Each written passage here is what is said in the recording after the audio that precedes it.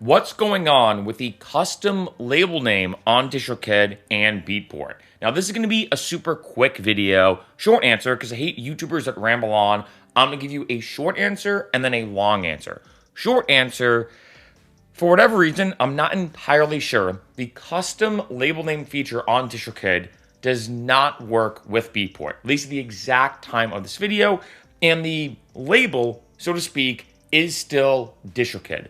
Getting into the long answer now to explain this in depth. In case you didn't know, there's multiple tiers of DistroKid. You can sign up for, I think it's like, it went up a little bit. It used to be $20. I think now it's like $23 a year for unlimited uploads. You get access to all these features.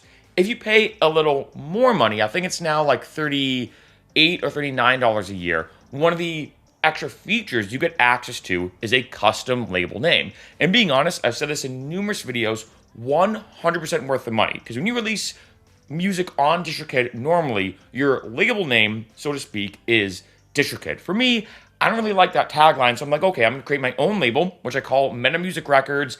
I'm the only one on it. Honestly, it's pretty easy to create your own custom label name on DistroKid. All you do is just type it in. It's not like you have to get an LLC or get like a business or create like a website or anything. Nope. All you literally have to do is sit down, think of a good label name that you personally like, and you type it in. It is that easy on DistroKid. So for me, when I release my music, and it's on Apple Music, Spotify, RDO, Deezer, Amazon, etc., the label name is always Meta Music Records.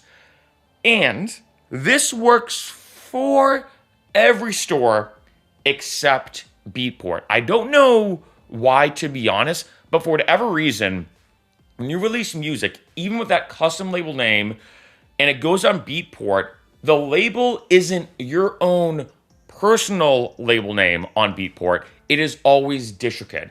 Being honest, I do hope they change this, and I do hope this feature gets kind of switched up, because for me, I'm like, hey, I'm paying for a higher membership on DistroKid to have that custom label name. And yes, it does exist on every other platform, but on Beatport, especially for me, especially for my DJs out there and electronic artists, I mean, Beatport is one of the biggest EDM services when it comes to streaming music and downloading music, period. It's very, very popular, right? I will say, not as popular as it used to be. I mean, I remember back in the day, if you got like Beatport Top 10, that was a huge thing. And it's still a big deal now, but I think not as big of a deal as it used to be. But anyway, I will say that it is kind of frustrating that, like, say, if you go onto Beatport, you release music, and you do pick a custom label name, it will say DistroKid. And like, say, if you click that label name, you'll see all the releases under the DistroKid label, which will include your releases and pretty much